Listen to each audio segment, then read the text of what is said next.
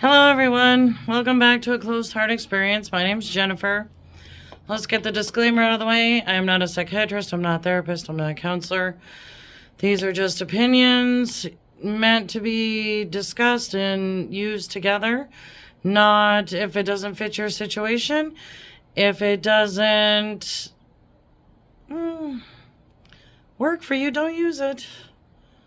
We're just here to talk and get through life together. So, how is everybody? I wanted to put a little holiday flair in this video, a little change of scenery. I needed happier things, so we put the Christmas tree up early in the office. Woohoo! It is what it is. Yeah, we haven't hit Thanksgiving yet, but it's Christmas in the office. It's all that matters. Puts a smile on my face. So, today I thought we'd talk about caregiving.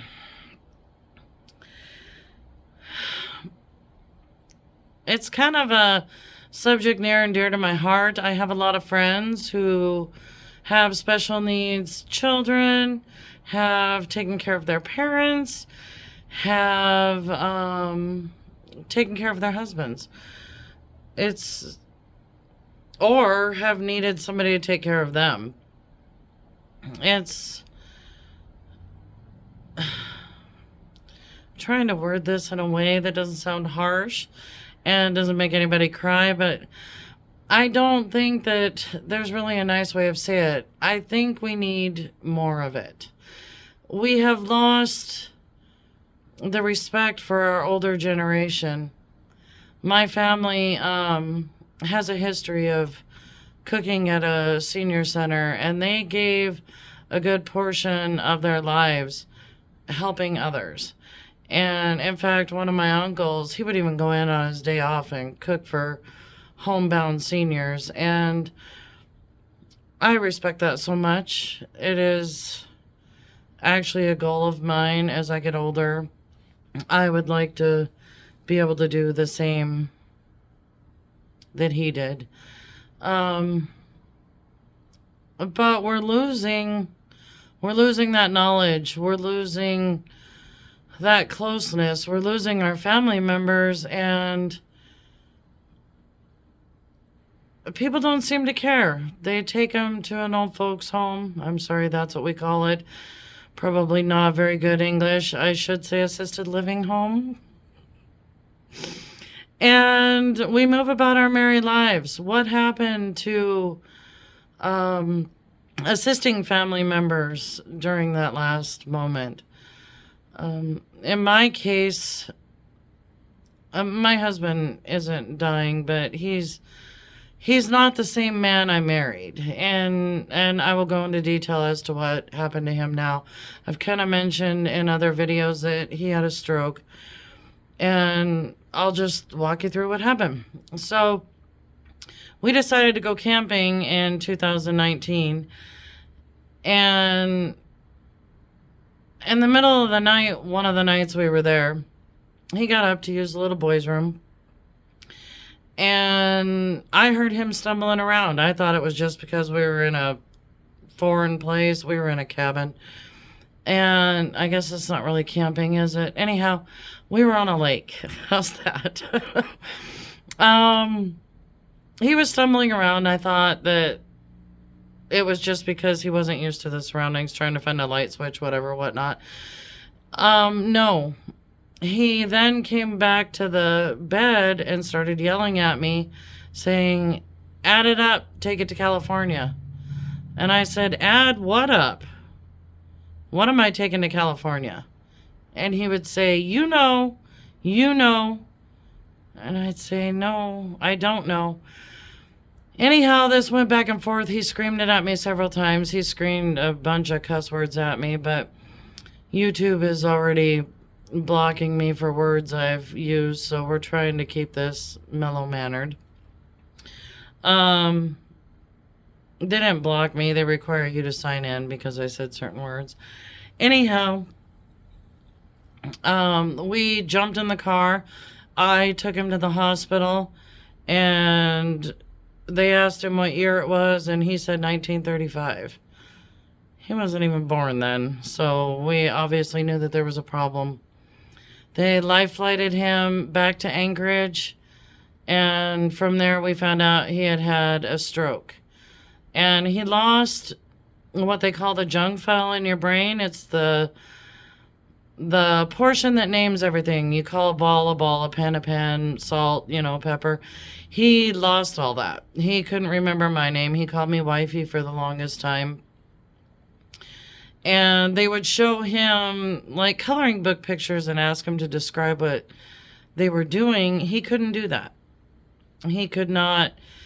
And it was very frustrating because he could see and he knew what it was, but he could not verbalize it. It was very difficult.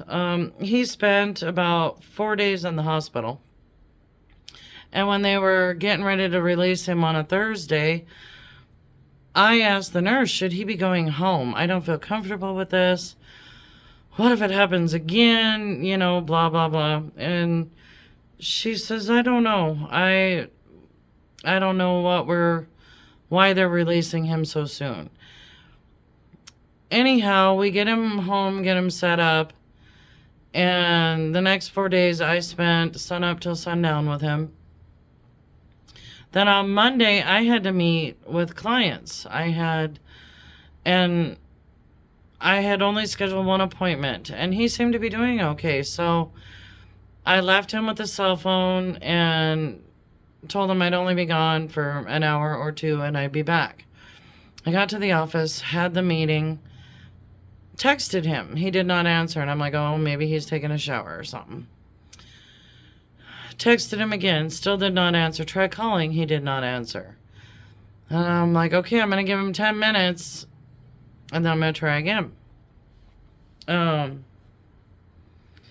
I waited.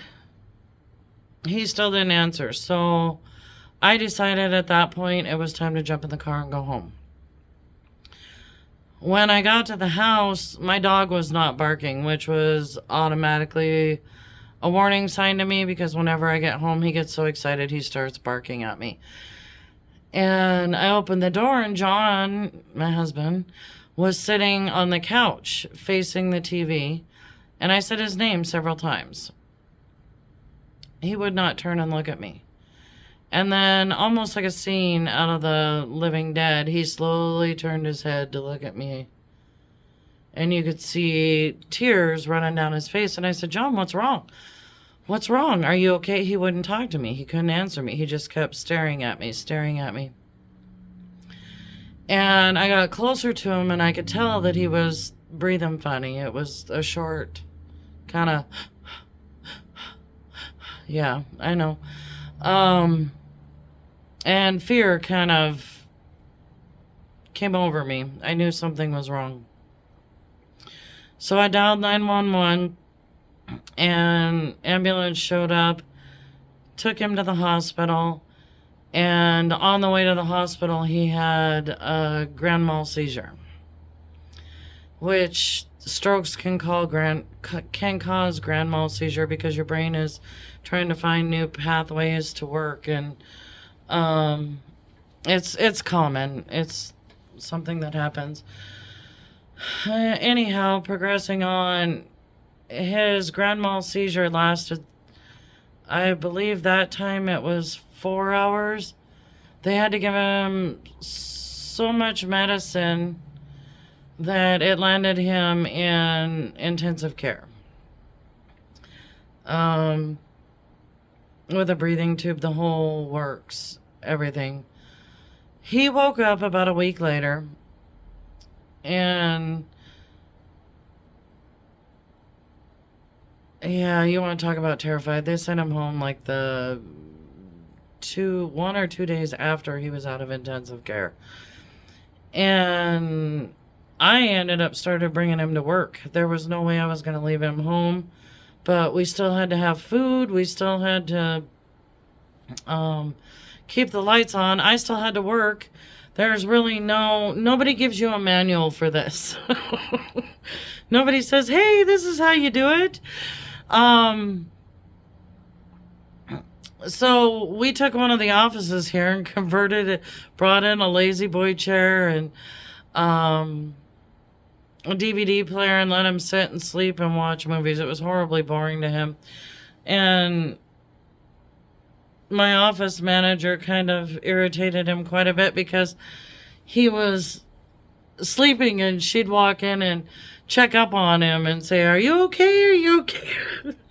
So it got to the point where he wanted to go home. He was done. And for 3 years, 4 years, he did just fine. We had to relearn everything. The grand mal seizure made the memory loss even worse.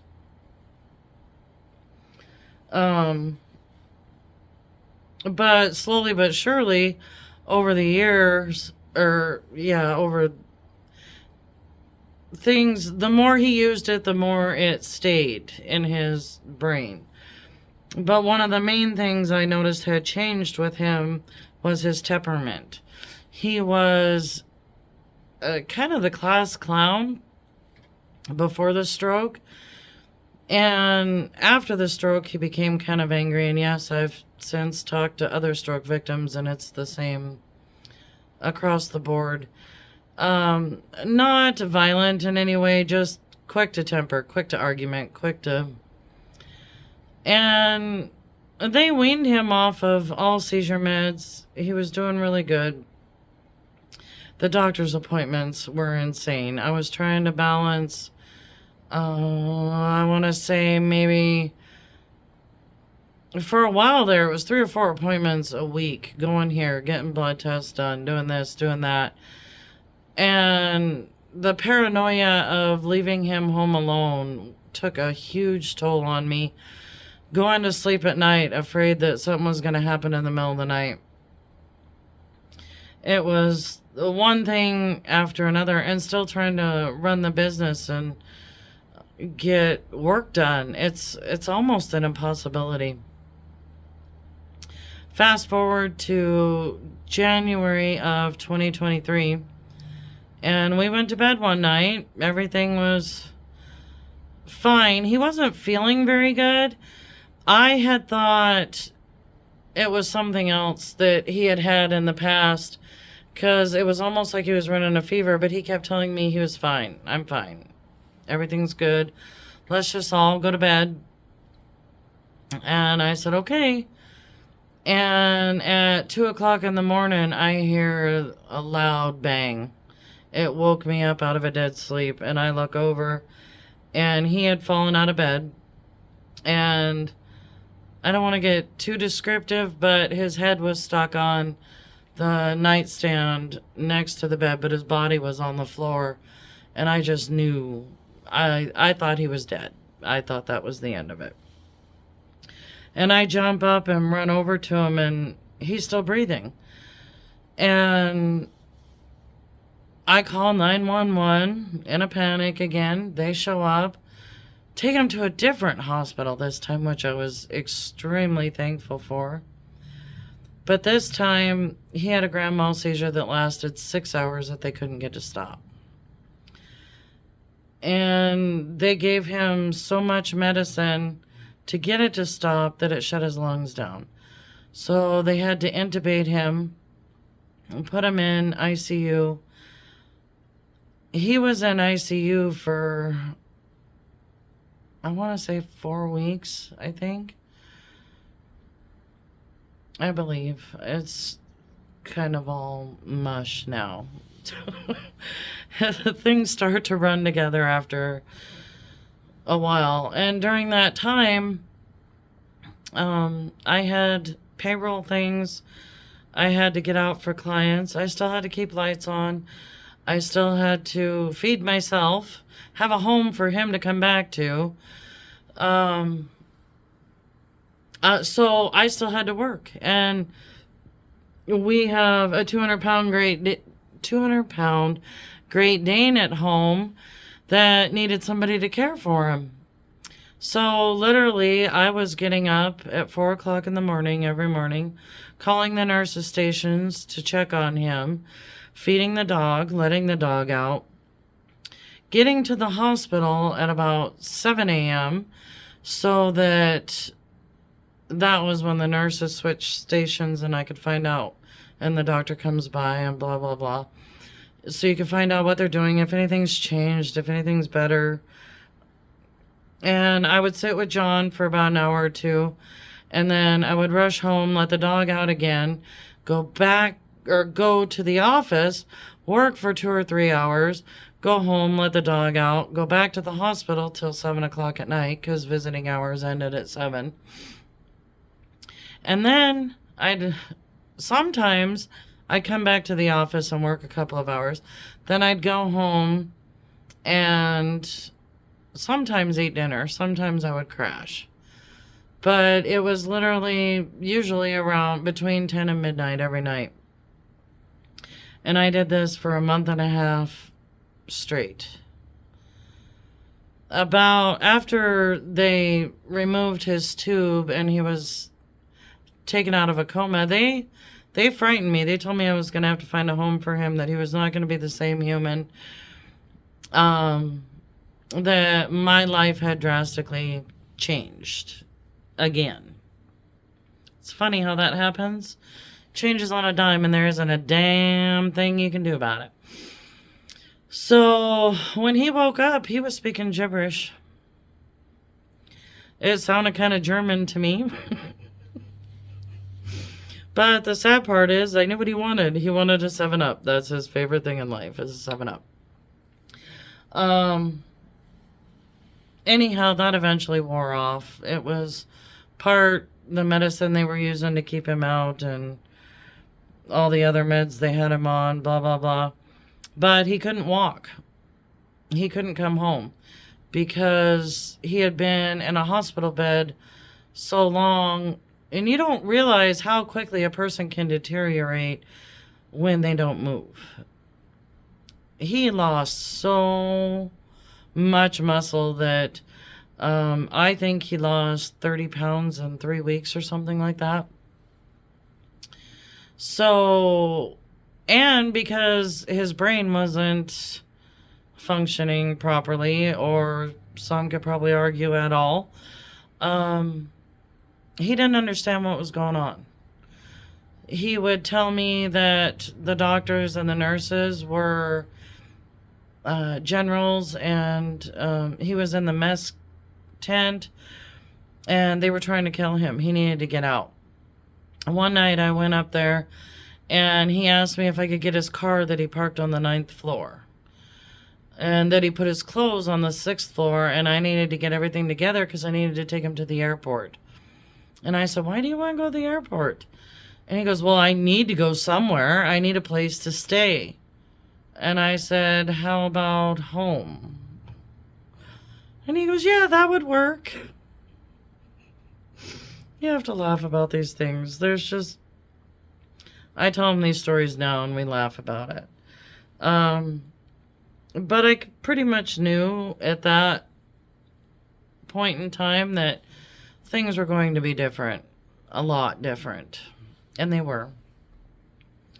In second or third week of February, we moved him home, and it quickly became apparent to me that I couldn't do this on my own. There was no way I could work. There was no way I could leave him there by himself. There was no way I could even bring him to the office. He was weak. He needed a walker. He could barely go 4 feet. He could not bathe himself. I had to help him in the restroom. I had to fix all of his meals.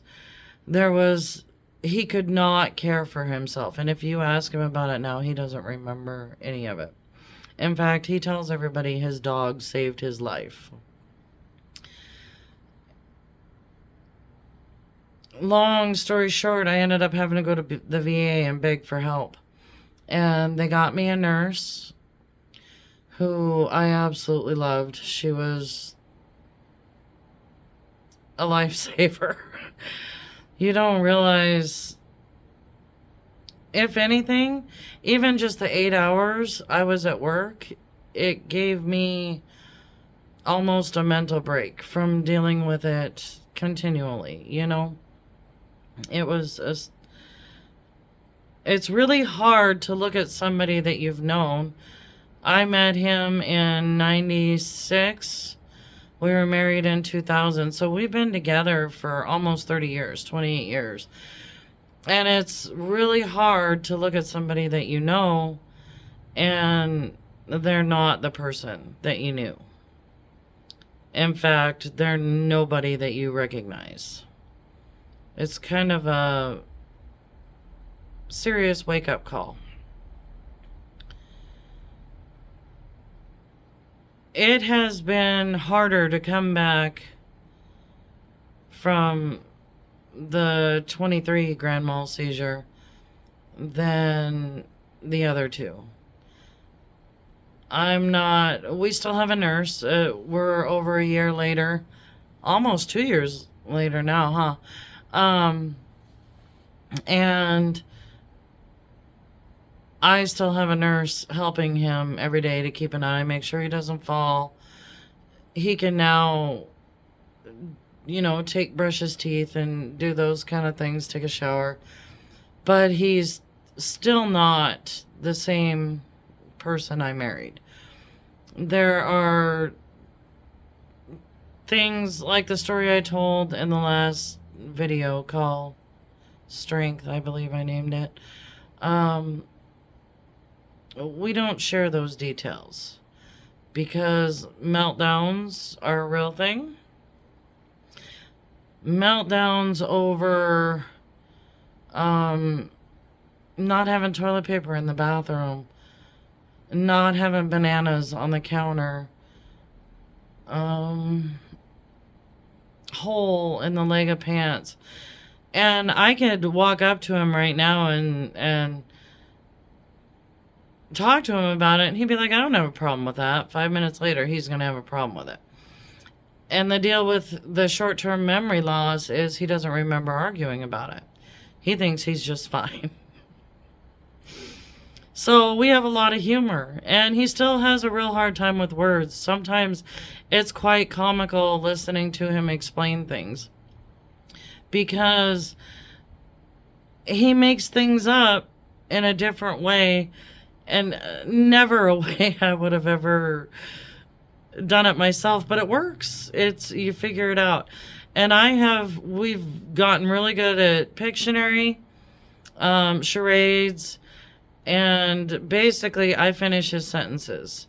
I pretty much know what he's going to say before he says it. The doctors told me not to do that to make him think on his own. But again, there's something real difficult about watching somebody struggle. It's not an easy thing to watch.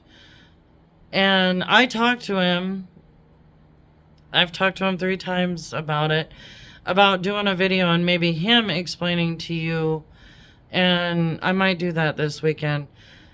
All 3 times, the first time he wasn't gung-ho about it.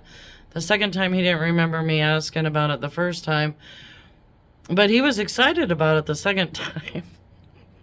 The third time, I can't remember. I think he was excited about it again. He said he wanted to think about what he wanted to talk about. So, yeah, maybe we'll do that this weekend. And I'll post that video. It's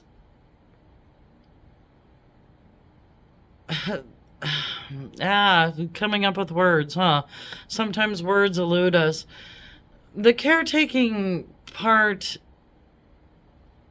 I would do for anybody. It's not easy. It's not fun watching somebody struggle. It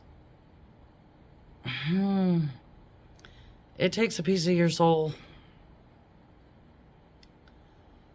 I don't know how else to explain that. I watched my uncle take care of my Nana, and when she passed, I thought he was shortly behind her. It took so much out of him. And I don't think people realize that. And when the caretaking's gone, it's almost like people don't know what to do with themselves. They've spent so much time helping and assisting, and that they don't know how to take care of themselves or to move on. Next time you see a caregiver, just give them a big hug. If you see a nurse, give them a big hug. The crap they've got to put up with, the crap they've got to struggle with and listen to. My husband was kicking and punching. They were going to have to, or they did put him in restraints for a while there. One night they called me at the hospital and said, Jennifer, we need you to get down here. You gotta calm him down. He's upset. And when I got there, he told me they had put him behind a fence like a dog. That's what he was upset about. And I just kind of looked at him and smiled, and I said, I don't see a fence. I think you're okay.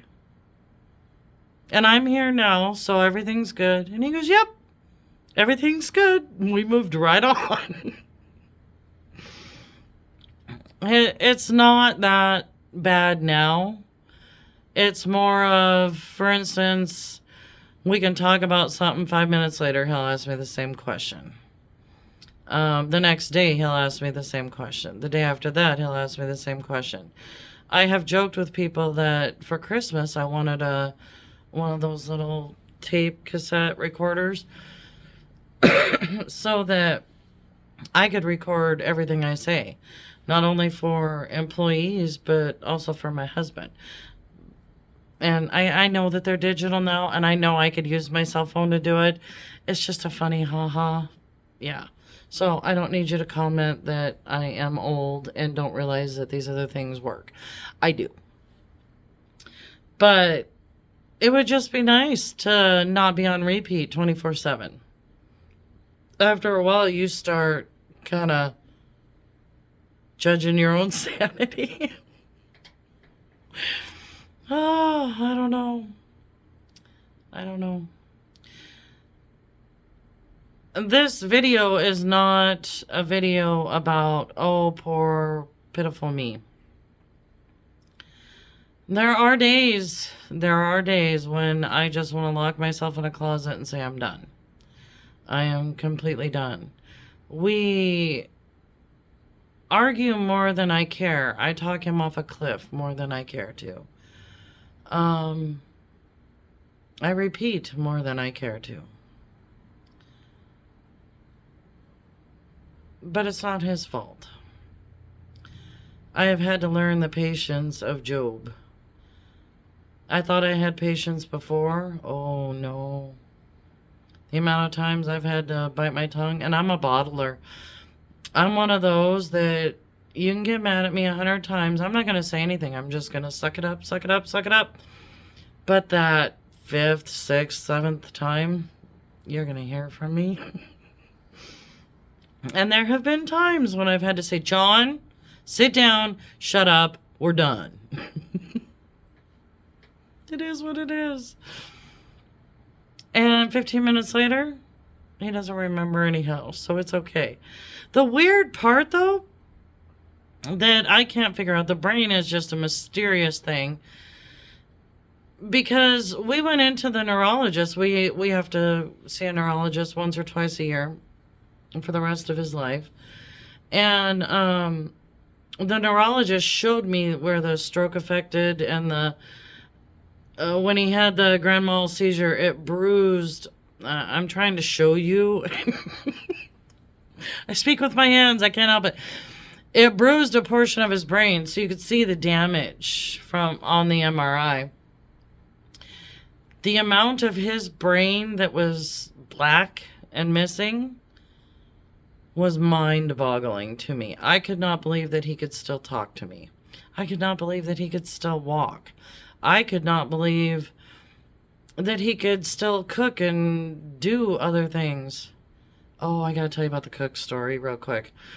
There was one day, we have these plastic, dinner trays, and we use them as cutting boards, charcuterie boards, I don't know.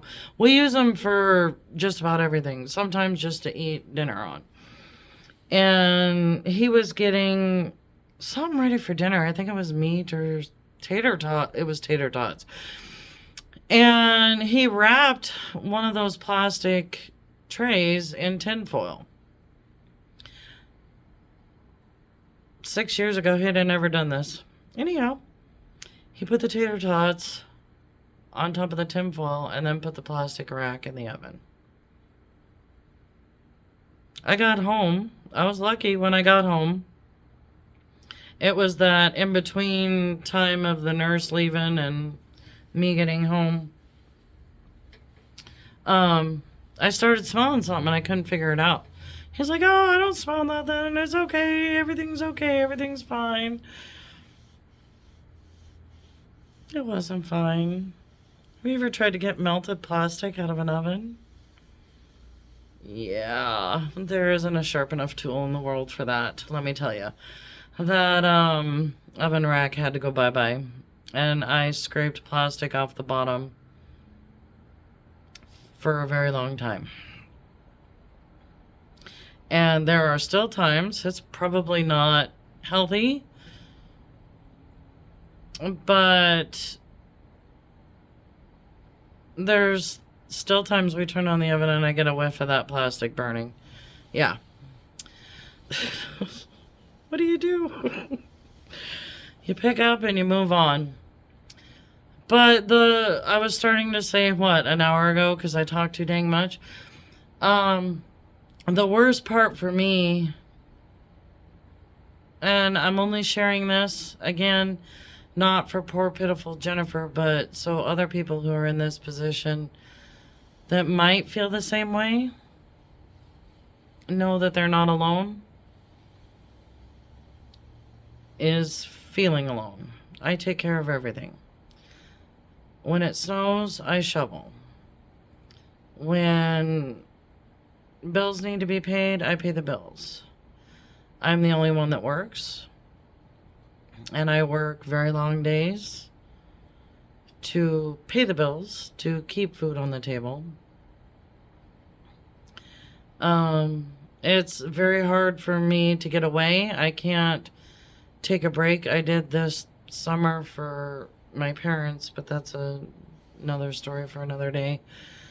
And there are days when you just want to stand in the shower and just bawl your eyes out. There have been days where I've stood in the shower and bawled my eyes out. There's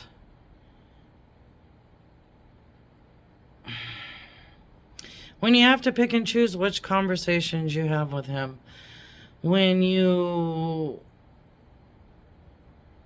can't just come home and say, I had the shittiest day, because it might trigger him, it might upset him.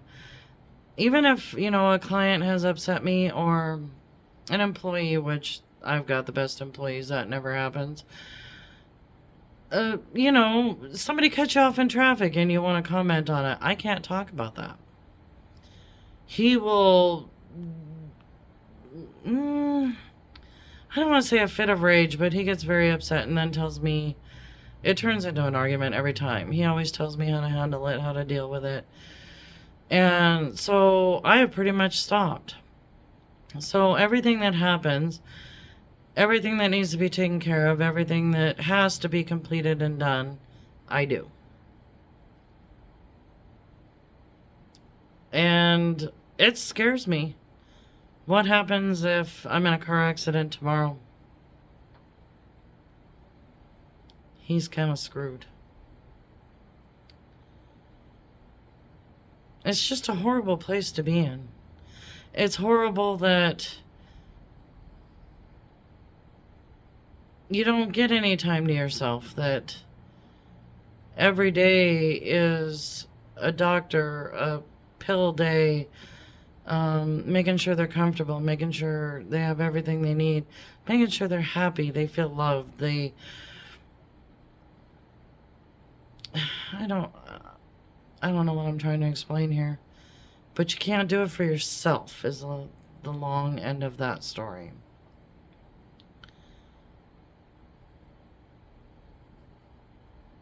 I'm giving you a hug. Those of you out there, I know how it feels. The only thing I can recommend is make fun of it. We've had doctors look at us funny because I'm cracking jokes or he's cracking jokes. But what are you going to do? Sit down and cry? That doesn't fix anything. It doesn't solve anything. And sometimes a joke makes it easier to swallow. So, if he can't find a word, 90% of the time I'm giggling because it's hilarious, the words he does come up with. And it doesn't make him feel so stupid, you know. He finds it funny too now. I guess that's the end. I'm not really sure what else to tell you. Other than keep your chin up, keep getting up, keep going forward.